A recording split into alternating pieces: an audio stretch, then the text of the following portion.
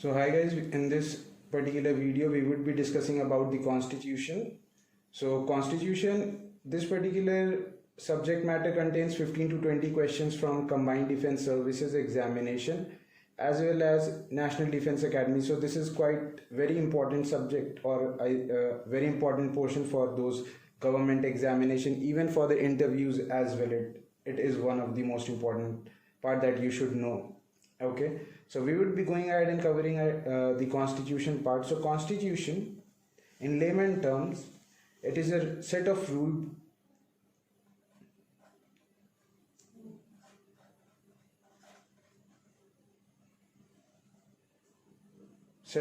as I said, according to which the country is to be governed. Now, who gives this particular authority to the constitution? To which the constitution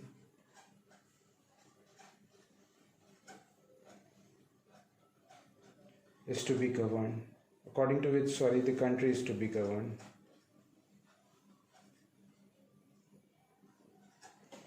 I hope it is clear.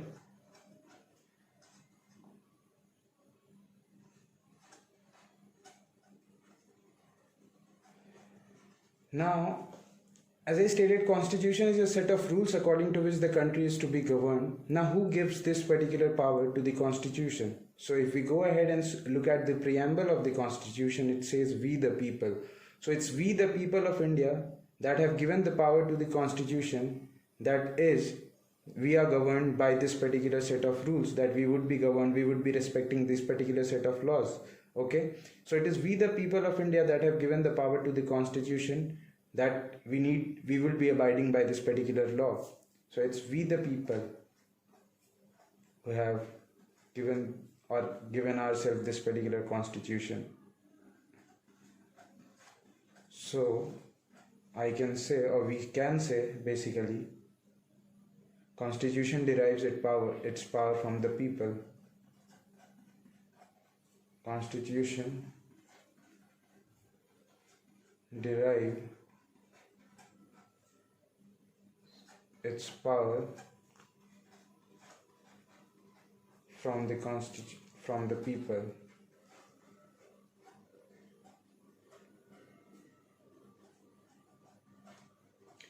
Now, when I say constitution derives its power from the people, as I stated, many undemocratic country have their constitution, but the success rate of the constitution depends on how it is enacted or how it is adopted how it is accepted.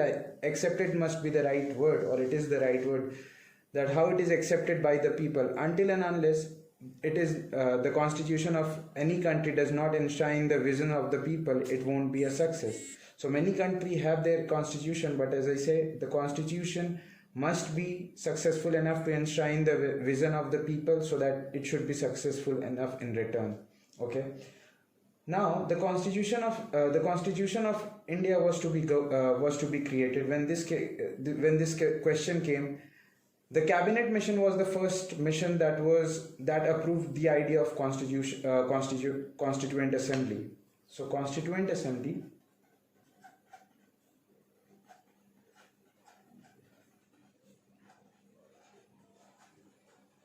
it was approved by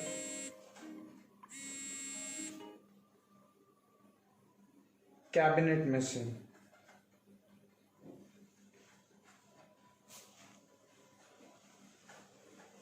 Of 1946,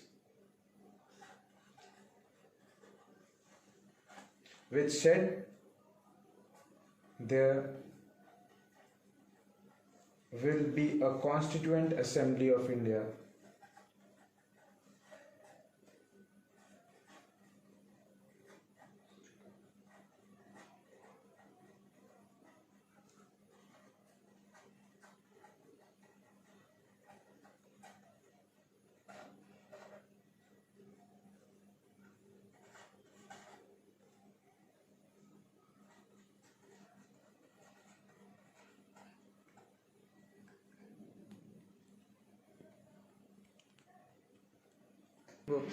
So Cabinet Mission of 1946 stated that there would be a Constituent Assembly of India.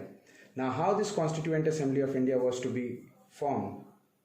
So Constituent Assembly of India was to be formed out of the provincial members from the provincial assemblies, and these members of the provincial assemblies were elected under Government of India Act of 1935. Now, once Constituent Assembly of India this was Provincial Assemblies, Government of India Act 1935. These are important because every examination would ask you any of the questions. So this part is very important when I say Constitution of India. So that is the only reason we are going ahead and discussing these particular. Now Cabinet Mission of 1946. This is important because again I would be going ahead and helping you with the name of the members who were the participants of this Cabinet Mission of 1946. Okay, it is very important part in history as well. Okay, now how many members were to be there in this particular Constituent Assembly? It was decided that 10 lakhs, for every 10 lakh population there would be one member which would be representing 10 lakh people in the Constituent Assembly from the provinces as well as the princely state.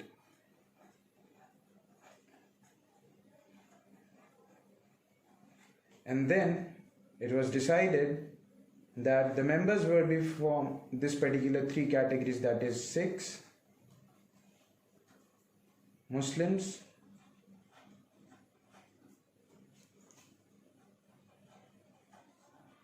and the general, that is the Hindus. And the members of these were to be elected indirectly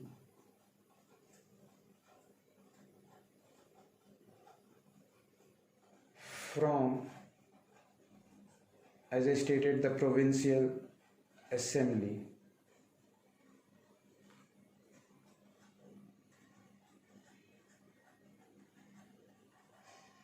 By single transferable vote.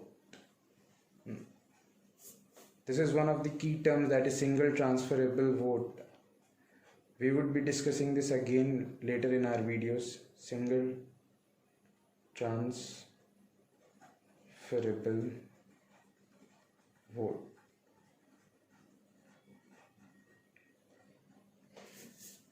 As I stated, Constitution set of rules, layman term set of rules according to which the country is to be governed. We the people have given this particular authority to this particular constitution because we have enacted this constitution. Now Cabinet Mission 1946 was the one who installed this particular Constituent Assembly, which was to be elected from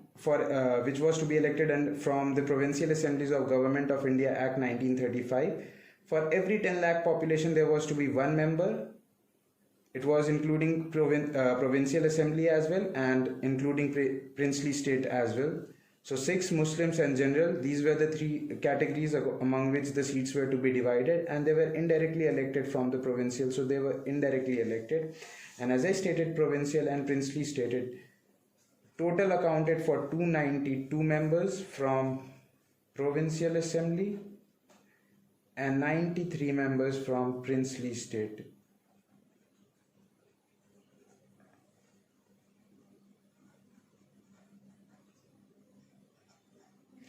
Now,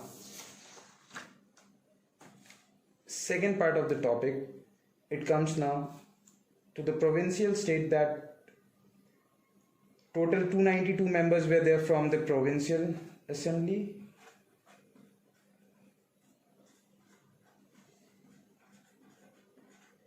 and princely state had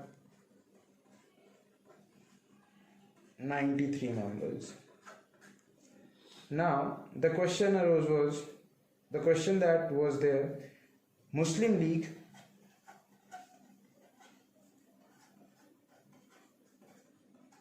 wanted Pakistan or demanded Pakistan.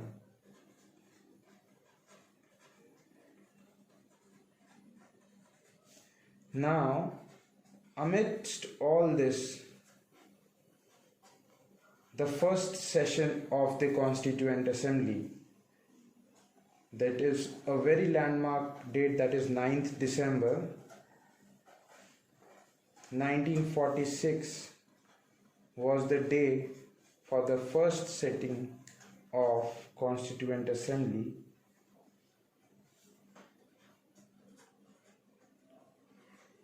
And the president who presided was Dr. Sachidanand Sinha.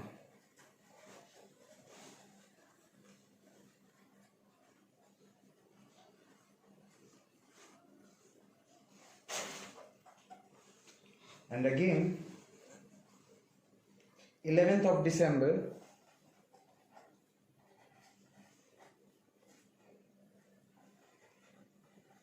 of 1946, it again held its second meeting with Dr. Rajendra Prasad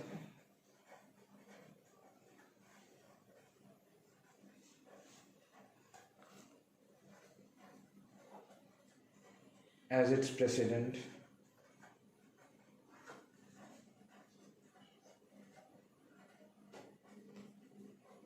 Now, 13th December 1946 was the date when famous objective revolution was passed.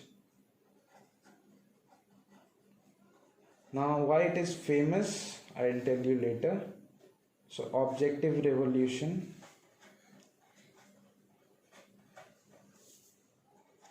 moved by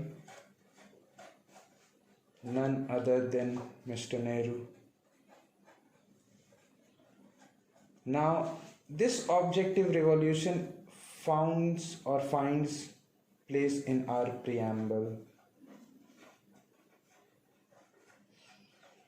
This objective revolution was basically a call to the leaders that why did they actually gathered, and what is the motive behind their meetings, what are they trying to do to make a constitution for successfully running a nation that has been enslaved for the last 200 years. So that itself was a humongous task, that they were trying to go ahead and enact a particular constitution. Okay.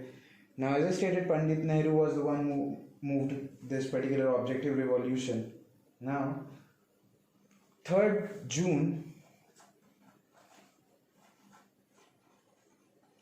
it's again significant because this was the date Mountbatten Plan was passed actually. Now, what's Mountbatten Plan? According to Mountbatten Plan, Pakistan, a second state, was to be created. So after this particular incident, on 14th of August 1947, it again reassembled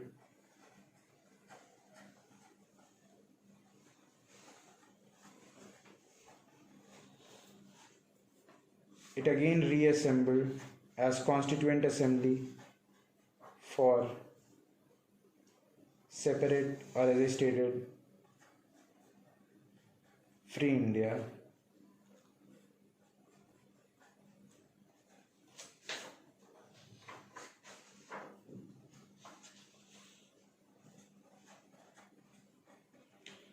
So 14th of August again reassembled as Constituent Assembly for Free India.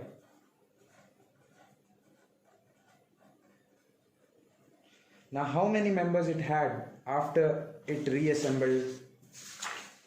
So this is again important. If anyone wants to write, you can go ahead and actually write it down. I'll be keeping it over here. Now, on to this point, after this particular partition that had very severe impact on even many of the families right now are affected by this partition. Even till date, it is it is affecting our lives and our people, because again you have a separate state called Pakistan which is not able to rule itself, and again it is creating for us trying to be a stable nation. So now as I quoted, after partition, how many members were left? Total of 299 members.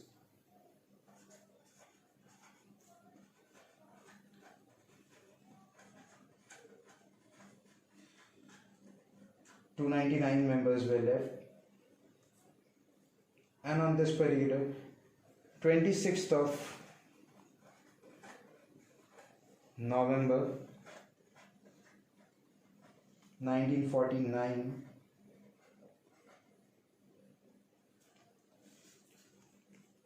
the people of India adopted, enacted,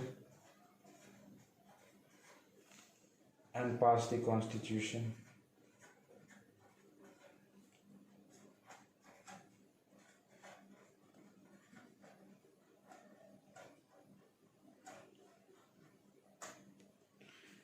Now, once it was done, every member signed this by 24th of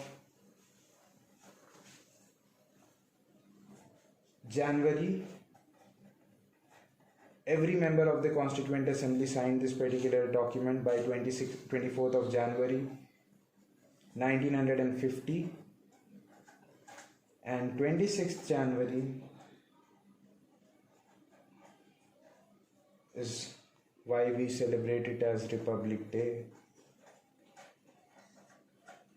Again, 26th November has a very significant impact, 26th date, because earlier Purna Swaraj was called on that particular day.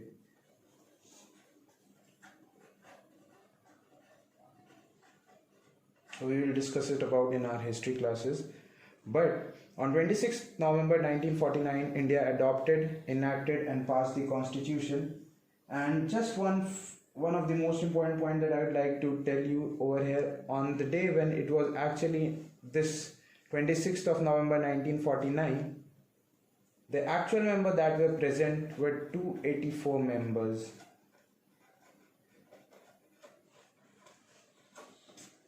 Okay, now this is what it is about the Constitution, that you should be aware about the Constituent Assembly, how it was formed. In our next lecture, we would be going ahead and helping you with how was what all the functions that this Constituent Assembly performed actually when it was going ahead and framing Constitution of India, and how it was formed, and what are the provisions in the Constitution of India. We will be discussing it in the next videos.